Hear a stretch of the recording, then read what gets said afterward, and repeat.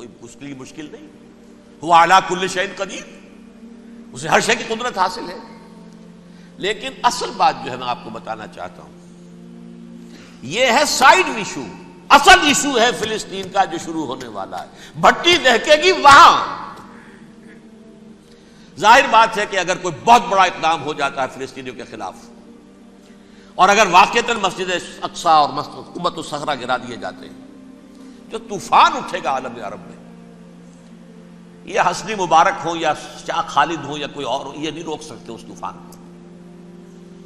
نوجوان خون اٹھے گا، غیرت اور جو بھی حمیت ہے.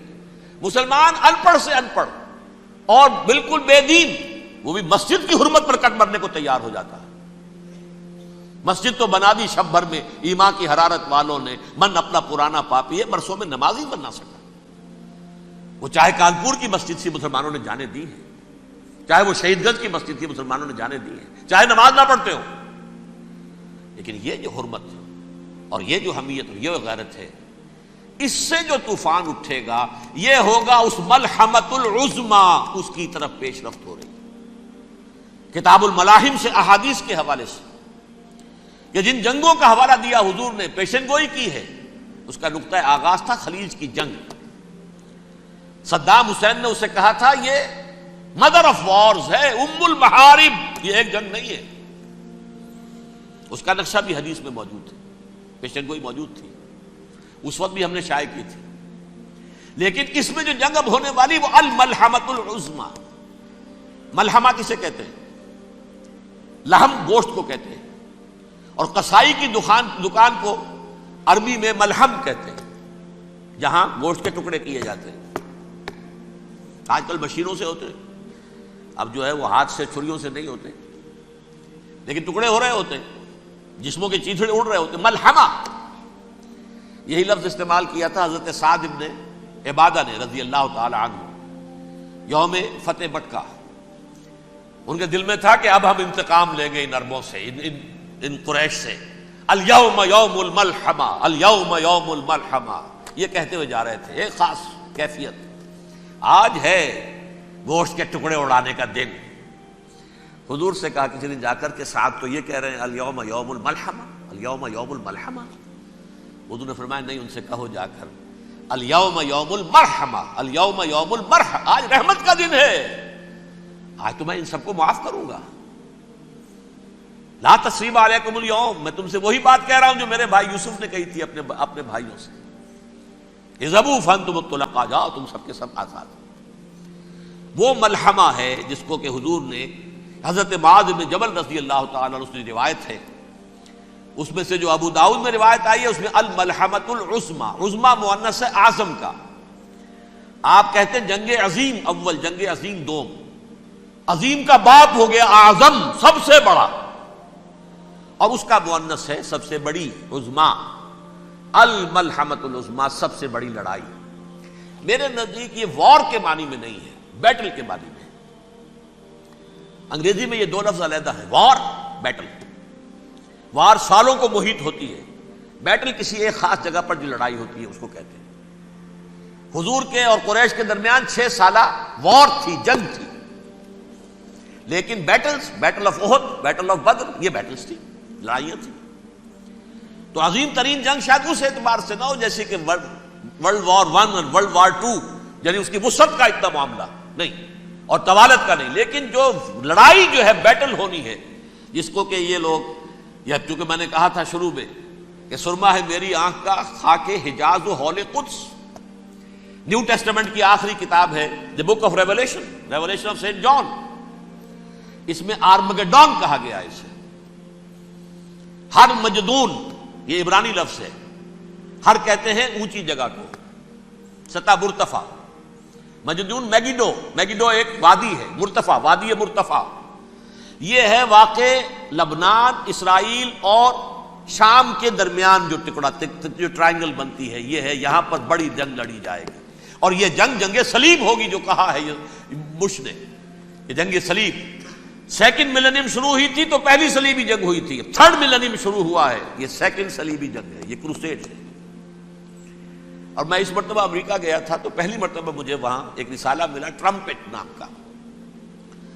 یہ امریکہ کے جو بہت ایکسٹریمسٹ قسم کے پروٹیسٹنٹس ہیں یہ ان کا رسالہ ہے, اور ان کے بارے میں اب کہا جا رہا ہے وہ کرسچین زائنسٹ ہیں. آپ شاید پہلی مرتبہ یہ لفظ سن رہے ہوں. زائنسٹ تو ہم سمجھتے ہیں یہودیوں کو, کرسچین زائنسٹ وہ ہیں جو ہیں تو عیسائی پروٹیسٹنٹس ہیں, لیکن اسرائیل کے وہ حمایتی یہودیوں سے بڑھ کر ہیں. یہ میری کسی پہلی تقریر میں شاید بہت سے حضرات کو یاد آ جائے, میں نے کہا تھا 4 سال پہلے ہمارا تنظیم اسلامی کا ایک کنونشن ہوا تھا ہیوسٹن میں, امریکہ کا جنوبی علاقے کا شہر ہے. ایک سیشن اس میں ہم نے رکھا تھا انٹرفیتھ, ایک عیسائی کو بلایا تھا, ایک یہودی بہت بڑا وہاں کا عالم ہے اس کو بلایا تھا. اس یہودی عالم نے ڈاکٹر وشوگراڈ جو وہاں کی یونیورسٹی میں پروفیسر ایمیریٹس ہے, اس نے کہا تھا کہ یہ اسرائیل کو تو سپورٹ کر رہے ہیں عیسائی, ہم تو نہیں کر رہے. جو پریکٹسنگ یہودی ہیں وہ زیادہ اسرائیل کے حق میں نہیں تھے, یہ تو سن 67 کے بعد انہوں نے اسرائیل کو تسلیم کیا ہے. وہ تو منتظر تھے کہ ہمارا مسیحا آئے گا تو اس کی قیادت میں جنگ کریں گے, جیسے شیعہ منتظر تھے کہ مہدی موعود آئیں گے تو پھر ہم کچھ کریں گے. وہ امام خمینی نے کہا بھائی جب وہ آئیں گے آ جائیں گے, لیکن ہم کچھ راستہ کے لیے. زائنسٹ نے آگے بڑھ کر ریاست قائم کر لی, اور جب یروشلم پر بھی پورا قبضہ کر لیا تب جو ہے در حقیقت مذہبی یہودی جو ہے پھر انہوں نے اپنایا ہے, اون کیا ہے, اور نئے سیٹلمنٹس جو بھی بنے ہیں وہاں پر اسرائیل میں اس میں اکثر و بیشتر مذہبی یہودی آیا, اور بروکلن کے علاقے سے سب سے بڑھ کر آئے ہیں, جو امریکہ میں نیو یارک کا ایک جنوبی علاقہ ہے, بہت بڑا یہودیوں کا بہت بڑا گڑھ ہے. نیو یارک کو جیو یارک بھی کہا جاتا ہے, وہ تو اصل میں مرکز جو ہے وہ تو یہودیوں کا ہے. اس حوالے سے وہاں پر جو کرسچن زائنسٹ کہلاتے ہیں وہ اسرائیل کے یہودیوں سے بھی بڑھ کر کہیں سپورٹر ہیں. بہرحال اس دوسری صلیبی جنگ کا معاملہ جو میں کہہ رہا تھا, ٹرمپٹ نامی رسالہ, اس کا ایک مضمون ہے دی لاسٹ کروسیڈ. اب یہ آخری کروسیڈ ہے جو شروع ہونے والا ہے. میں تو حیران ہوں کس قدر کھل کے وہ باتیں کرتے ہیں. رومن کیتھولکس کو وہ کہتے ہیں کہ یہ شیطان ہے, یہ پوپ شیطان ہے, یہ یورپ کو اس نے جمع کیا ہے کرسچینٹی کی بنیاد پر, اور اس میں زیادہ تر کیتھولکس ہیں. آپ کو معلوم ہے برطانیہ بڑی مشکل سے شامل ہوا ان کے ساتھ, اس لیے کہ وہ پروٹیسٹنٹ کا سردار تھا, ابھی پوری طرح نہیں ہے. یورپ جو ہے وہ رومن امپائر دوبارہ یہ کھڑی کر رہا ہے, اور در حقیقت یہ جو ہے یہودیوں سے بھی چھیننا چاہتے ہیں اسرائیل کو اور فلسطین کو, اور مسلمانوں سے بھی, اور یہ وہی کروسیڈ جو تھے اربن ثانی کے اس کی تیاری کر رہے ہیں تاکہ وہاں پر عیسائی حکومت قائم ہو جائے, کیتھولکس کی پوپ کی حکومت قائم ہو جائے, جیسے ایسٹ تیمور میں کر دی گئی. ایسٹ تیمور میں کون سی حکومت بنی ہے؟ Roman Catholic. رومن کیتھولک اسرائیل میں بنے تاکہ یہ سارے مقامات مقدسہ جہاں اسرائیل پیدا ہوئے, بیت حضرت مسیح پیدا ہوا, بیت الحم کہاں ہے؟ وہی ہے کہ نہیں؟ جہاں سے ریزریکشن ہوا ان کے خیال میں وہ کہاں ہے؟ وہیں پر ہے کہ نہیں؟ بڑے بڑے گرجے ان کے وہی ہیں. تو اس اعتبار سے ان کا کہنا یہ ہے یہ لاسٹ کروسیڈ کی تیاری ہو رہی ہے, یہ کیفور. اور ان کا کہنا یہ ہے کہ یہ پوری طاقت نیٹو کی جو ہے یہ پہلے جرمنی سے لائی گئی بوسنیا, انہوں نے خود وہاں جنگ کروائی, انہوں نے خود وہاں پر ایتھنک کلینسنگ کروائی, پھر خود مصالحت کے لیے آ گئے, پھر کوسوو میں انہوں نے خود آگ بھڑکائی. یہ میں نہیں کہہ رہا, یہ وہ ٹرمپٹ رسالہ امریکہ سے چھپنے والا پروٹیسٹنٹس کا رسالہ ہے جو یہ کہہ رہا ہے. پھر انہوں نے کوسوو کے اندر کروایا, اور پھر وہ وہاں پر پیس فورس کی حیثیت سے آ گئے. اب وہ میسیڈونیا میں کروا رہے ہیں اور وہاں داخل ہو گئے ہیں. اگلا قدم ان کا سائپرس ہوگا, سائپرس میں ترکوں کو اور وہ گریکس کو لڑائیں گے اور وہاں آ جائیں گے, وہاں سے ایک چھلانگ لگائیں گے اور یہ فلسطین میں پہنچیں گے, اور یہ وہاں پر ایک رومن امپائر, اپنی پرانی رومن امپائر کی طرح کی رومن کیتھولک ریاست قائم کرنا چاہتے ہیں. تو وہاں امریکہ کے عیسائیوں میں بھی کوئی ایک طبقہ نہیں ہے, کیتھولکس بھی ہے, کیتھولکس زیادہ نہیں ہے ہمدرد, لیکن اب تابع ہو چکے ہیں. اسحاق ریبین نے جب یہ پیس ٹاک شروع ہوئی تھی, آپ کو یاد ہوگا شاید, کہ جب وہ آیا تھا واشنگٹن سے واپس فلسطین اسرائیل, تو پہلے روم میں رکا for an audience with the Pope, اور پوپ کو اس نے ایک مرتبان سا پیش کیا تھا, حضرت سلیمان علیہ السلام کے زمانے کا مرتبان, اور کہا تھا دیکھیے 3000 برس تک ہم نے اس کی حفاظت کی ہے, اب یہ میں آپ کے حوالے کر رہا ہوں. اس کے بعد سے پوپ جو ہے بالکل رام ہو گیا اور وہ عیسائیوں کے ساتھ اور یہودیوں کے ساتھ ان کا پورا معاہدہ ہو. اب پورا عیسائی ورلڈ جو ہے بعثت مجموعی یہودیوں کے شکنجے میں ہے. البتہ ان کے اندر بھی جھگڑے ہیں. جو وہاں پر وائٹ کرسچن ملیشیاز ہیں وہ ایکسٹریمسٹ ہیں کیتھولکس. ان کے نزدیک دشمن نمبر 1 یہودی، دشمن نمبر 2 مسلمان، دشمن نمبر 3 جو یورپ میں کالے ہیں، ایفرو امریکن، چاہے وہ عیسائی ہو گئے ہوں، کوئی بھی ہو. یہ 3 دشمن ہیں جن سے انہوں نے کلینز کرنا ہے، صاف کرنا ہے ان کے خیال کے مطابق امریکہ کی سوسائٹی کو. اولاً یہود، پھر مسلمان، اور پھر یہ جو کالے ہیں. لیکن دوسری طرف پروٹیسٹنٹس کے اندر ایکسٹریمسٹ وہ ہیں جنہیں کہا جا رہا ہے یہ کرسچین زائنسٹ ہیں، یہ اسرائیل سے بڑھ کر سپورٹرز ہیں. بہرحال یہ اب جنگ ہوگی، اس کا نتیجہ کیا نکلے گا یہ تو اللہ ہی جانتا ہے. اب میں آخری بات کی طرف آ رہا ہوں. آخری نتیجہ تو جو بھی کچھ اپس اینڈ ڈاؤنز آئیں گے.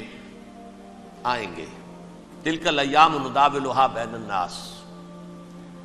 آخری نتیجہ ڈراپ سین وہ یہ ہوگا کہ اللہ کے دین کا بول بالا ہوگا اور پوری دنیا پر محمد کے لائے ہوئے دین صلی اللہ علیہ وسلم کی حکومت قائم ہوگی. وہ گویا قیامت کی تمہید ہوگی، اس کے بعد بس قیامت آئے گی.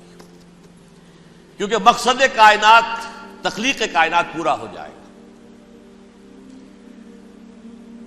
پوری مخلوقات کے اندر مقصد تخلیق، کلائمیکس آف کریشن محمد الرسول اللہ صلی اللہ علیہ وسلم. دین کی تکمیل محمد الرسول اللہ صلی اللہ علیہ وسلم. اور اس خلافت عرضی کے لیے جو حضرت آدم کو خلافت دی گئی تھی، جب اس میں وہ خلافت پوری دنیا پر قائم ہو جائے گی اس کا مقصد پورا ہو جائے گا. And that will be the beginning of the end. اس کے بعد قیامت ہے. آخری نتیجہ تو یہ نکلنا ہے. اس سے پہلے سزائیں ہمیں بھی مل رہی ہیں. اور یہاں میں کانٹے کی بات جو چھوڑ گیا تھا اس کو بیان کر دوں. اللہ نے اس مغضوب علیہم قوم کو، اس ملعون قوم کو کیوں اب تک چھوٹ دیے رکھی؟ میں بتا چکا ہوں یہ بڑے عذاب کے مستحق ہو چکے تھے حضرت عیسیٰ علیہ السلام کے زمانے میں. چھوٹ دی ہے، ابھی تک ہے. بلکہ ایک مرتبہ ابھارا ہے. 1900 برس کے بعد ابھرے ہیں یہ. بالفور ڈیکلریشن 1917، سن 70 عیسوی کے بعد، تقریباً 1900 برس، 1850 برس تو ہے ہی کم سے کم. پھر creation of Israel 1948، 1967 extension of Israel, یروشلم پر قبضہ. یہ سارا جو ہے کیوں ہے؟ اللہ تعالیٰ اس خیر امت محمد صلی اللہ علیہ وسلم، اس کے بہترین حصے کو سزا ان ملعونوں کے ہاتھوں دے رہا ہے. کیوں؟ جو جرم انہوں نے کیا تھا وہی ہم نے کیا. انہوں نے اللہ کی کتاب کو پیٹھ کے پیچھے پھینکا. نبذ فریق من الذین اوتوا الکتاب کتاب اللہ وراء ظہورہم. ہم نے اپنی پیٹھوں کے پیچھے پھینکا کہ نہیں؟ کولونیل رول سے آزاد ہوئے، کہیں اسلامی قانون نافذ کیا، کہیں اسلامی نظام قائم کیا. تو جو جرم ان کا تھا وہی ہمارا ہے. اور ہم خیر امت ہیں، اور ہمارے میں سے خیر ترین عرب ہے.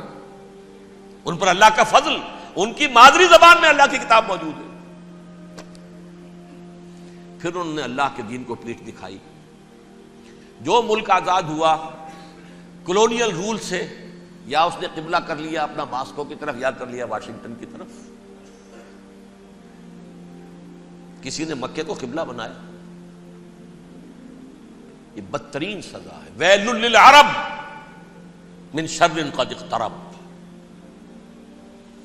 اور ترمذی شریف میں تو یہاں تک روایت ہے، من اقتراب الساعۃ ہلاک العرب. قیامت کے قرب کی ایک نشانی یہ بھی ہوگی کہ عرب ہلاک ہو جائیں گے. ایک حدیث میں الفاظ آتے ہیں کہ حضور نے جب کہا یہ ہوگا یہ ہوگا یہ ہوگا، یہ بربادی آئے گی، تو کسی زوجہ محترمہ نام میں بھول رہا ہوں، انہوں نے پوچھا کہ عرب اس دن کہاں ہوں گے؟ فرمایا العرب یومئذ قلیل، بہت کم. آخری خاتمہ ہونا ہے یہود کا حضرت مسیح علیہ السلام کے ہاتھوں. وہ عذاب جو 2000 برس تک ان سے ٹلا رہا وہ آئے گا اور ان کے رسول ہی کے ہاتھوں آئے گا.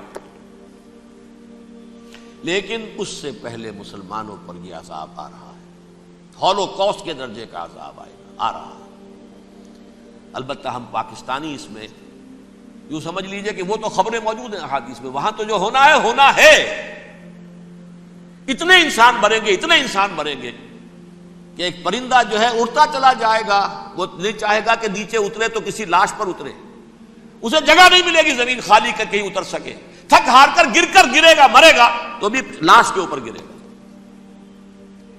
یہ الفاظ ہے حضور کے صلی اللہ علیہ وسلم. الملحمۃ العظمی الملحمۃ الکبریٰ، یہ لاسٹ کروسیڈ. ٹرمپٹ اخبار نے، میں اس کا فوٹو اسٹیٹ بھی کبھی آپ کو دکھا دوں، ویسے میرے ساتھ ہے وہ رسالہ ٹرمپٹ. دی لاسٹ کروسیڈ، اس کی تیاری ہو رہی ہے. وہ الملحمۃ العظمی اور ملحمۃ الکبریٰ جو ہے وہ آنے والی ہے. ابن ماجہ میں کبریٰ کہا ہے، اکبر کا مؤنث کبریٰ. ملحمہ کبریٰ سب سے بڑی جنگ اور ملحمہ عظمی سب سے عظیم جنگ. یہ ہوگی اور بہت جلد ہوگی.